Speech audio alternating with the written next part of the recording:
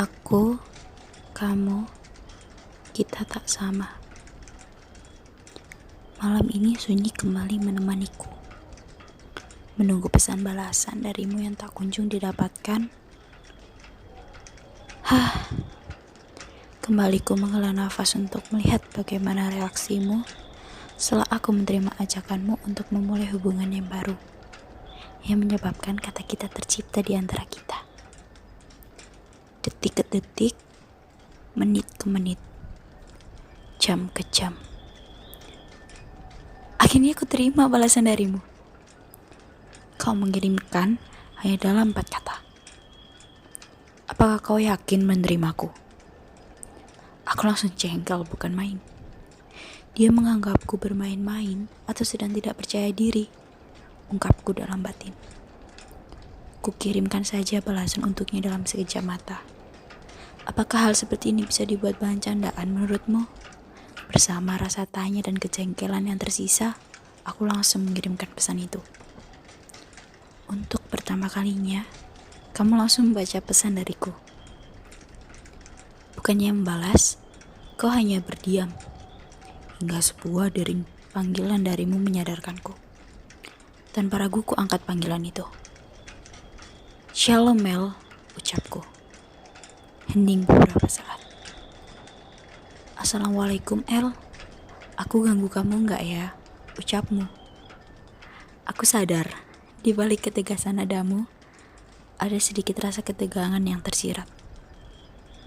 Enggak kok, lagi santai-santai aja sambil nunggu pesan dari kamu. Balasku lagi.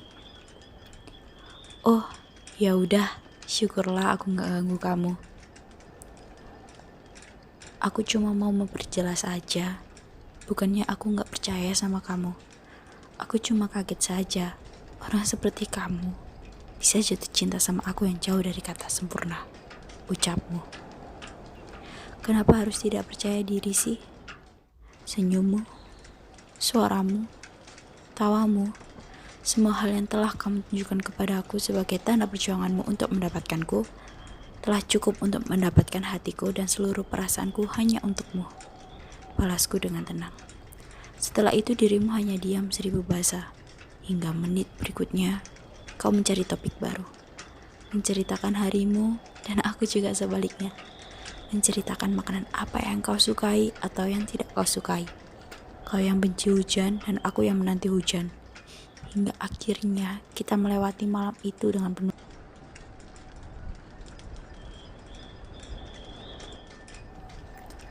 Awal kisahku terlihat sangat bahagia, bukan? Itu hanya awalnya saja. Jangan terkecoh. Masalah dimulai hari itu. Aku ingat betul, itu hari Minggu. Yang berarti aku harus pergi ke gereja untuk melakukan ibadah. Awalnya tidak ada masalah. Gamil biasa saja. Bahkan dia sering mengingatkanku untuk rajin gereja dan melakukan persekutuan. Tapi hari itu dia berbeda. Aku tak tahu mengapa dia tiba-tiba marah. Hanya karena aku tak bisa ditelepon olehnya. Akan tetapi, aku berusaha agar tetap positive thinking. Mungkin dia lelah, pikirku. Akan tetapi, tidak. Dia marah. Sangat marah. Dia menghilang selama 1 minggu. Tidak ada kabar darinya yang masuk ke HP-ku. Dia tidak ada di kelasnya ketika aku mencarinya. Rumahnya kosong.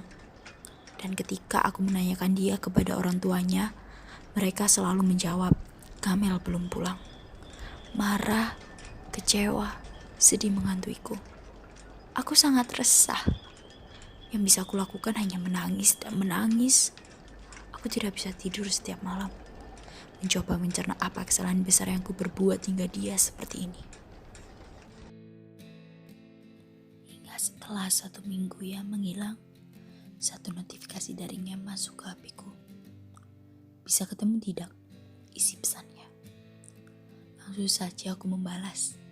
Bisa, tentu saja bisa. Aku tahu dia tidak suka membahas masalah melalui telepon. Kami memutuskan untuk bertemu di sebuah taman di pinggiran kota. Hari ini Gamel tampan. Sangat tampan. Walaupun sehari-hari dia sudah tampan, Mungkin efek karena tidak melihatnya selama 1 minggu membuatku sangat terpesona dengan dirinya hari ini. Dia terlihat sangat tampan dengan memakai hoodie hitam kesayangannya, ribet jeans berwarna biru dongker, dan sepatu Converse abu-abu kebanggaannya. Dia terlihat semakin tampan dan gagah. Bahu lebar, mata hitam pekat, alis tebalnya, hidungnya tidak terlalu mancung atau pesek. Rambut ikalnya yang ia kuncit ke belakang dengan rapi. Dia duduk di sebelahku, menghadap danau yang indah.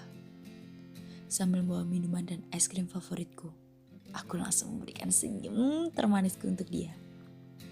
Ia membalas senyum itu dengan senyum favoritku. Dengan menampakkan lesung pipit di pipi kanannya, dia berkata, "Sudah nunggu lama ya? Maaf ya, tadi mampir dulu ke minimarket, beliin kamu ini," sambil menyodorkan kresek berisi minuman dan es krim favoritku. "Iya, gak apa-apa kok, makasih ya, hafal banget deh kesukaanku." Sambil membuka bungkus es krim, aku menatap mata yang membuatku tidak bisa mengalihkan pandanganku. "Aku mau ngomong serius sama kamu, El. Alasan kenapa aku hilang dari hadapan kamu, atau aku yang gak pernah kabarin kamu 1 minggu ini. Jujur saja, aku cemburu, El. Cemburu banget. Hari itu aku lagi buka Instagram kamu lewat HP aku. Dan di waktu yang bersamaan, ada sebuah mention dari teman gereja kamu. Aku lihat itu. Aku tahu aku lancang, tapi rasa penasaran dan gelisah lebih menguasai diriku. Aku lihat kamu dan dia foto berdua di depan altar di dalam gereja.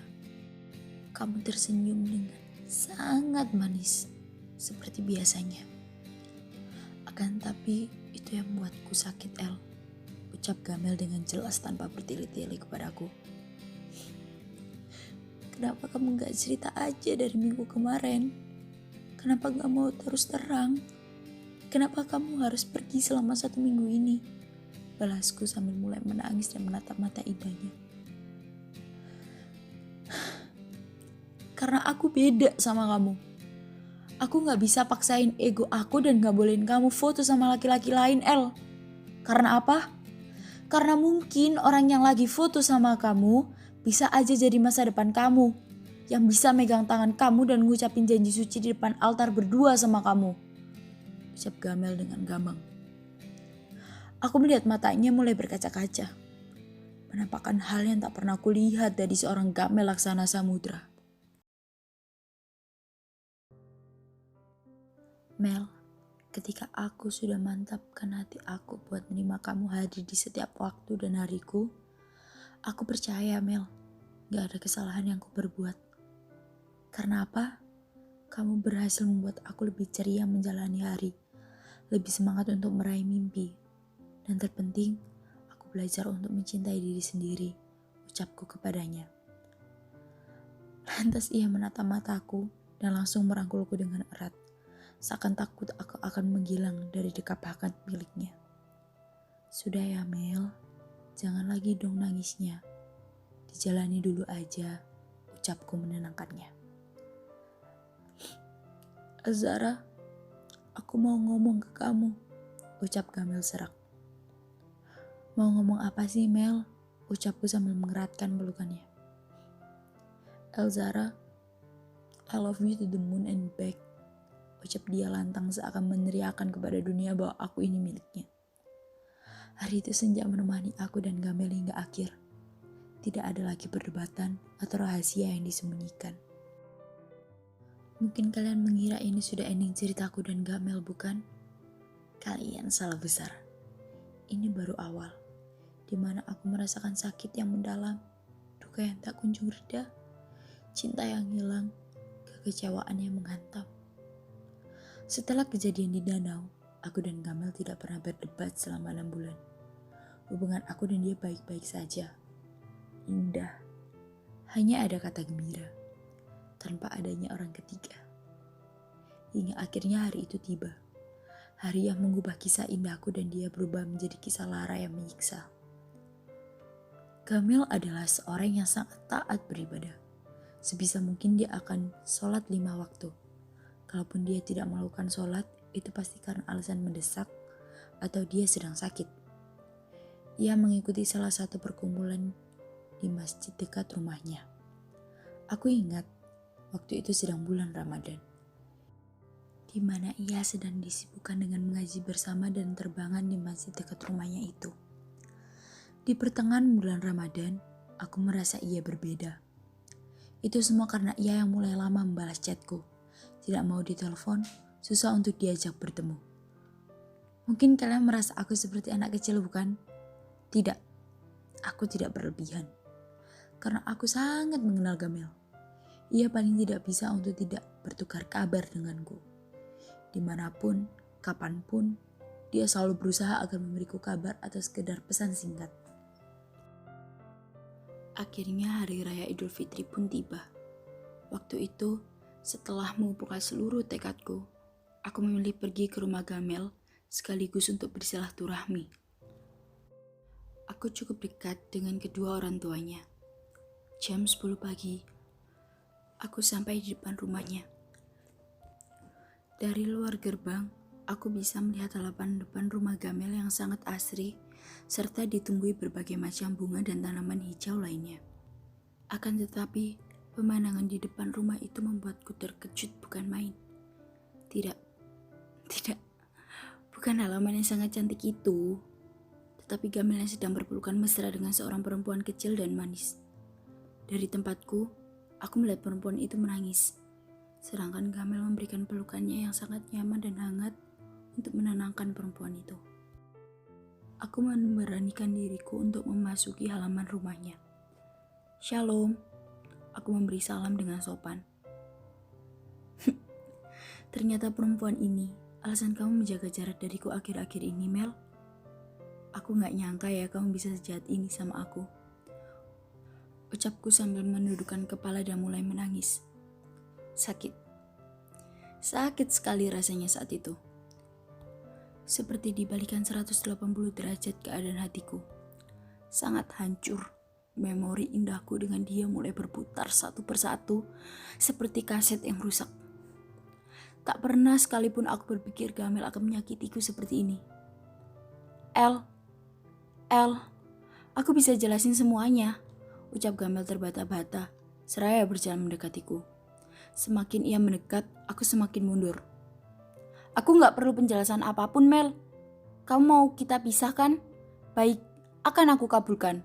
Mulai detik ini juga, kita putus, ucapku berteriak. Aku mulai berbalik dan berlari meninggalkan halaman rumah Gamel.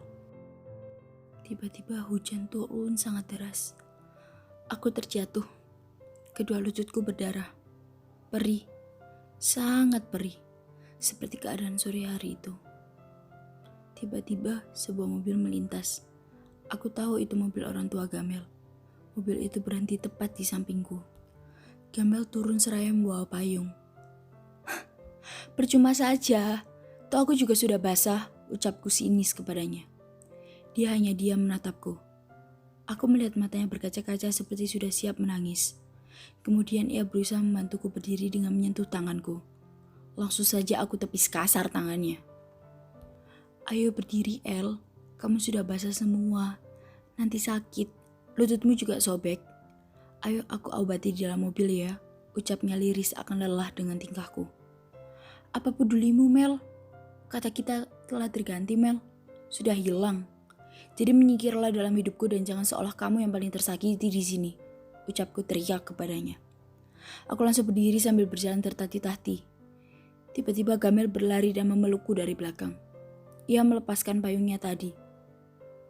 El, kamu jangan bilang gitu, El.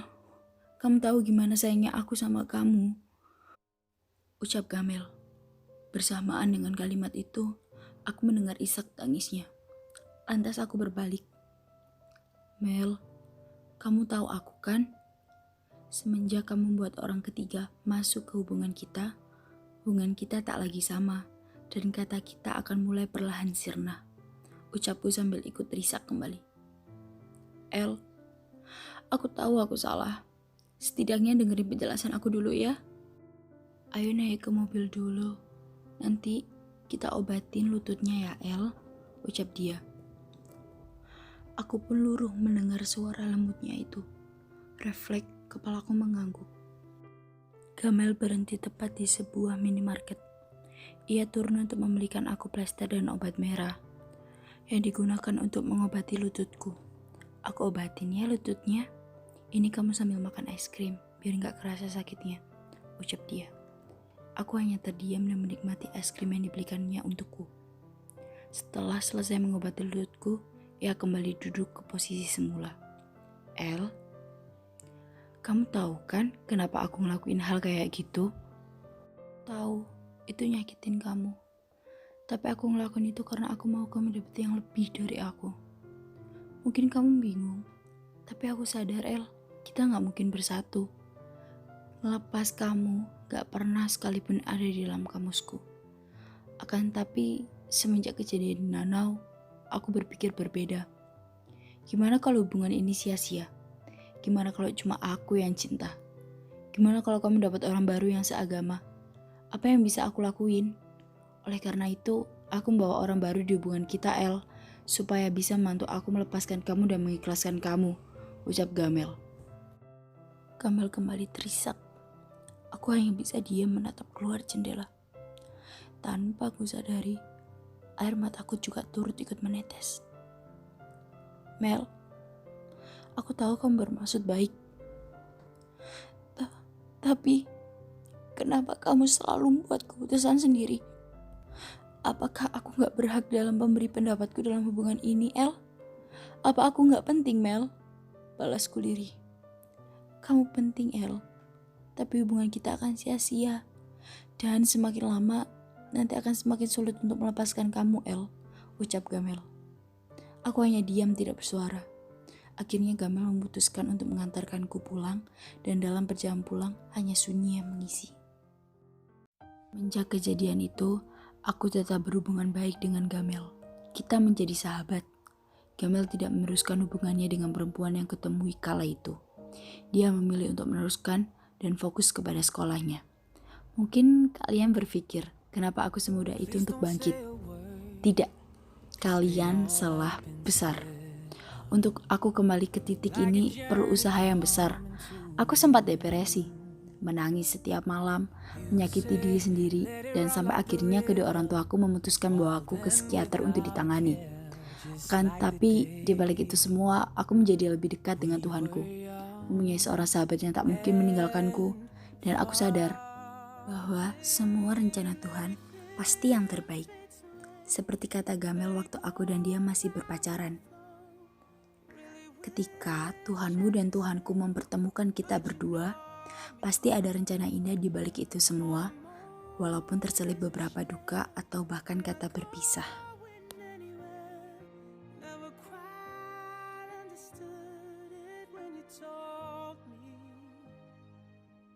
Just close your eyes and I'll be right by your side.